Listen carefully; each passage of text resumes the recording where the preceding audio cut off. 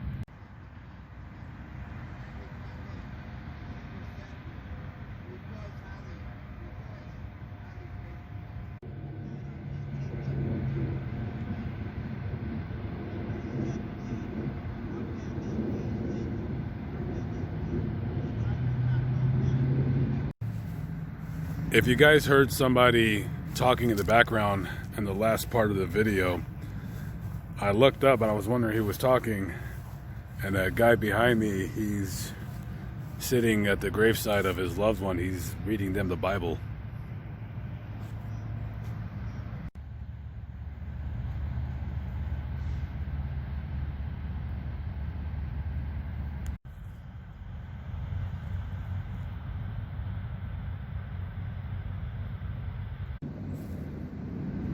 Valerie Christine Brock Green of Clear Lake City, born September 1st, 1965, passed away Monday, December 2nd, 2002. Valerie was a devout, born-again Christian who was not afraid of death, as she knew she would be with her Lord and her beloved father, Jack Brock, who preceded her in death on the 27th of August, 1987.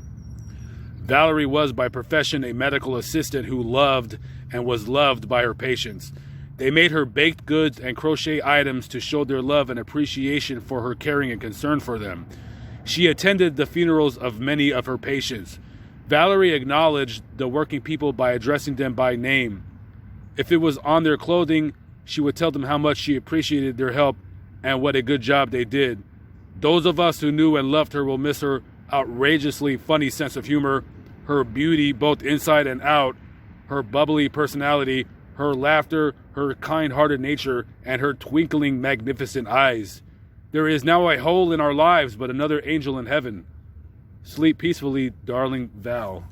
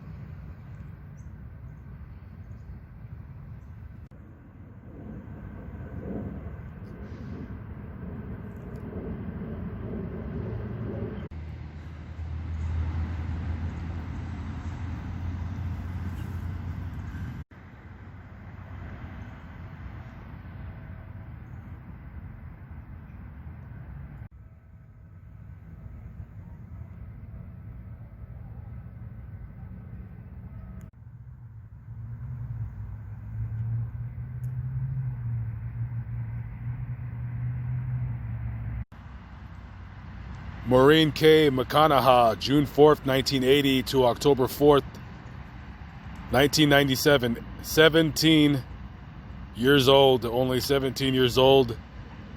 She was in a bad relationship at the time with her boyfriend, and she tried to leave him, and he wouldn't let her.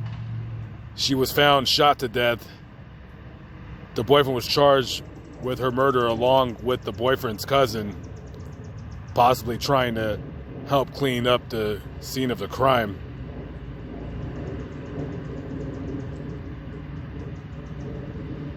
"17 years old.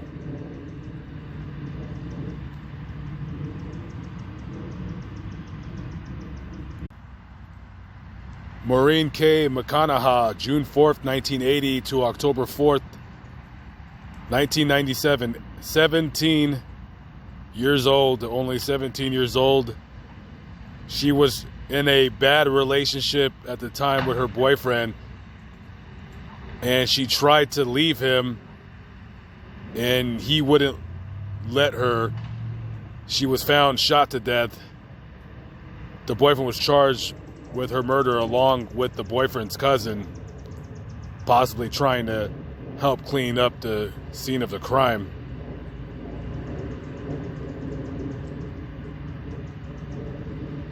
"17 years old.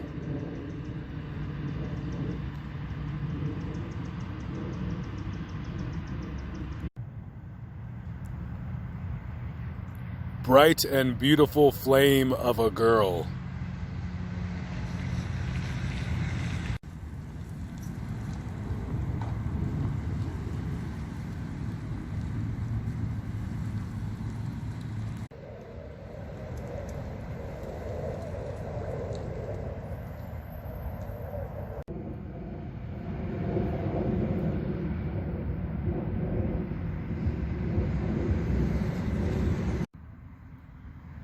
Andre Deshawn Stampley, April 5th, 1972 to November 23rd, 2000, loving son, brother, and daddy.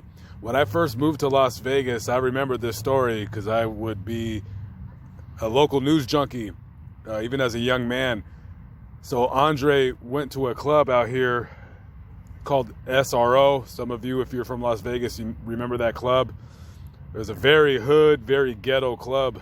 It was on the East Flamingo side of town. And it was formerly owned by Suge Knight, who was the founder of Death Row Records. And he was at the club having a good time, got into an argument with somebody, and Andre got shot outside when the club was let out, got shot to death. What got me about this story was there was a couple hundred people outside that seen this man get killed. I mean, it was packed outside. And I remember the detectives just being at amazement at the fact that nobody turned in who shot and killed this man. It's still an unsolved murder as of today, the recording of this video. Over 200 people witnessed this man get killed, and nobody said who did it. Nobody said anything. It just pretty much goes to show you the type of person that took this man's life and who he is in the streets. And you go to a club to have a good time. You don't go to a club and have to worry about getting shot, getting into a fight, getting beat up, or what have you. So a lot of people out here in Las Vegas, they know who killed this man, but you're not saying anything. If anybody has any information, guys, you can still call Las Vegas Metropolitan Homicide Detectives. They still would want to talk to you. 702-828-COLD. 702-828-COLD.